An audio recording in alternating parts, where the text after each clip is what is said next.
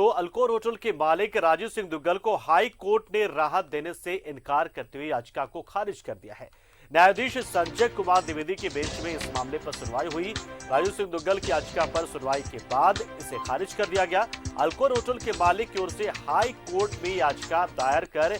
निचली अदालत के उस आदेश को निरस्त करने की मांग की गई थी जिसमें निचली अदालत ने इनके खिलाफ संज्ञान लेते हुए समन जारी किया था। याचिका में कहा गया था कि लॉकडाउन के दौरान उनके होटल में जो घटना घटी थी उसमें इनका कोई दोष नहीं है। इनके खिलाफ तकनीकी रूप से निचली अदालत ने संज्ञान लिया है, उसे खारिज किया जाना चाहिए। साथ ही पूरे आपराधिक मामलों को भी निरस्त किया जाने की मांग उनकी ओर से की जा रही है। हाई कोर्ट ने पूरे मामले की सुनवाई विस्तार से की और उसके बाद ये फैसला दिया कि याचिका को खारिज हम नहीं कर सकते और निचली अदालत का जो फैसला है, जो समन जारी किया गया है, वो सही है, उसमें कोई दिक्कत कहीं से भी नहीं है। ऐसा कैसे हो सकता है कि आप इस होटल के मालिक हैं, लॉकडाउन का मामला था, माहौल था, लॉकडाउन चल रहा था और आपको पता ही नहीं था कि आपके यहाँ पार्टी होने जा रही है। तो संजय द्विवेदी की कोर्ट में इस पर सुनवाई हुई है और उसके बाद उन्हें कोई राहत नहीं मिली है। अल्कोर होटल के मालिक को और हाईकोर्ट से कोई राहत नहीं। याचिका खारिज करने की जो मांग थी उसे खारिज कर दिया गया कोर्ट की ओर से। सरकार की निचली अदालत ने जो भी कार्रवाई अब तक की है, जिस तरीके से इस पर सुनवाई की है,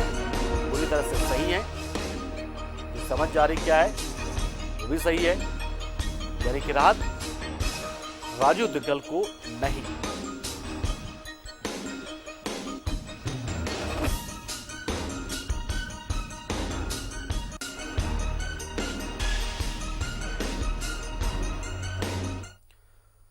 और चलिए इस मामले पर थोड़ी और जानकारी के लिए हम सीधा रुख करते हैं हमारे सहयोगी प्रभात का, जो जमशेदपुर से हमसे सीधा जुड़ रहे हैं और उनसे जानेंगे पूरा मामला क्या है, थोड़े विस्तार से जानने की कोशिश करेंगे।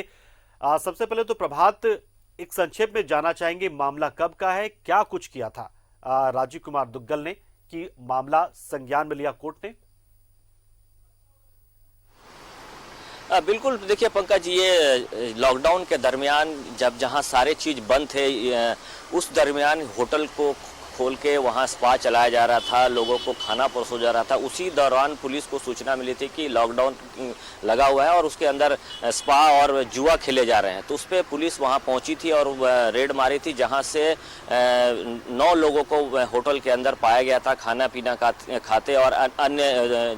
कार्य करते हुए देखा गया था। उस दरमियान उस होटल से एक लड़की भी पकड़ी गई थी जो कलकत्ता से आके इस होटल पर रह रही थी। उसके बाद से फिर ये पूरा मामला हाई प्रोफाइल हुआ और न्यूज़ 11 भारत ने लगातार इस खबर पर बने रहा 2-3 दिनों तक और उसके बाद फिर पुलिस के द्वारा कार्रवाई करते हुए 9 लोगों को जेल भी भेजा गया था। उसमें जो लड़की पकड़ाई थी, उस लड़की का ये कहना था कि हमको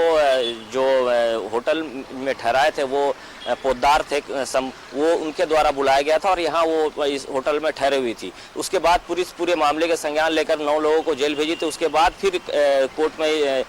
3 महीने के बाद फिर उन 9 लोगों को बेल मिली थी। उसके बाद जो होटल के मालिक है राजीव दुग्गल ने फिर से जो हाईकोर्ट में ये चैलेंज किया कि हमारे ऊपर जो एलिगेशन लगाए गए हैं वो कहीं ना कहीं मुझे बदनाम किया जा रहा है और ऐसी कोई भी बात नहीं है। और उसको लेकर उन लोगों ने हाईकोर्ट में अपील भी की थी। जो लोअर कोर्ट ने जो सारे मामला जो भी पुलिसिया जांच में बातें सामने आई थी, चाहे वो सीडी की बात हो या लड़की की बात हो या 9 लोगों को किस तरीके से देखा गया था, कितने लोग आने जाने कर रहे थे, ये सारे मामलों को लेकर उन्होंने हाईकोर्ट में अपील की थी। जी, पिछले दिनों भी हाईकोर्ट ने ये अपील को खारिज करते हुए 9 लोगों को 28 जून तक सशरीर जमशेदपुर व्यवहार न्यायालय में प्रस्तुत होने का आदेश भी दिया था। अब ये फिर दोबारा ये लड़की के मामले में हाईकोर्ट गए थे कि क्लैरिफिकेशन चाहेंगे आपसे यहाँ पर। सिविल कोर्ट, माफ कीजिएगा, जो वहां पर व्यवहार न्यायालय जमशेदपुर का स्थानीय कोर्ट, जो वहां पर क्या मामला है, कौन सा मामला, और हाईकोर्ट में कौन सा मामला, थोड़ा सा डिफ्रेंशिएट करते हुए आप बताएं ताकि दर्शक उसे समझ पाए कि कौन कौन से मामले राजीव दुग्गल पर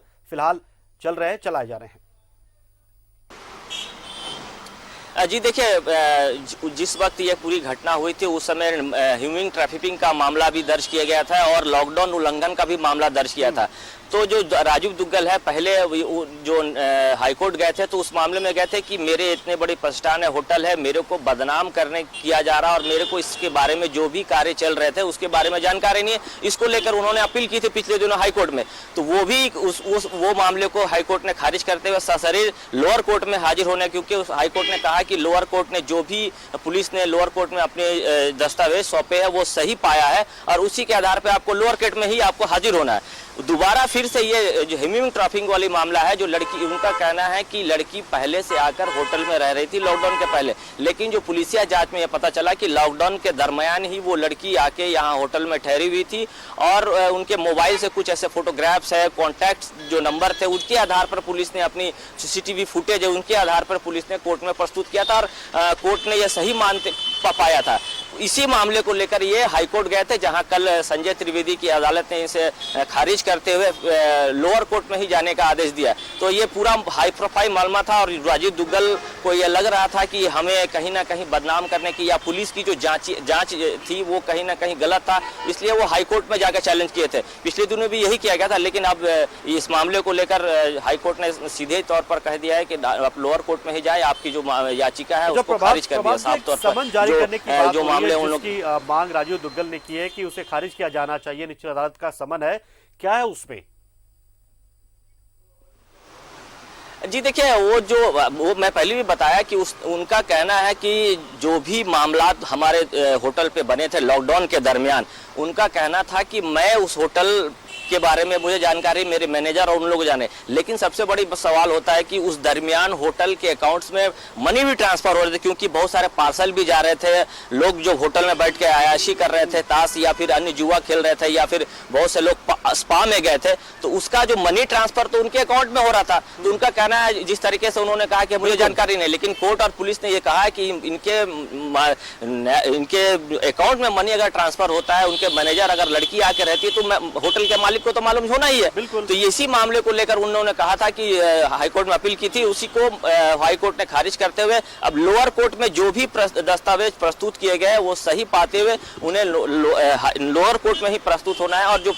पिछले दिनों जो मामला हुआ था उस मामले को भी लेकर जो 9 लोग एक्यूज्ड है उसमें 9 लोगों को 28 जून को सशरीर उपस्थित होना है लोअर कोर्ट में। जी पंकज, चलिए बहुत बहुत शुक्रिया प्रभात, आपने पूरी जानकारी दी, तफसील से बताया और याद भी कराया उन दौरान की घटनाओं को कि किस तरीके से लॉकडाउन में सब कुछ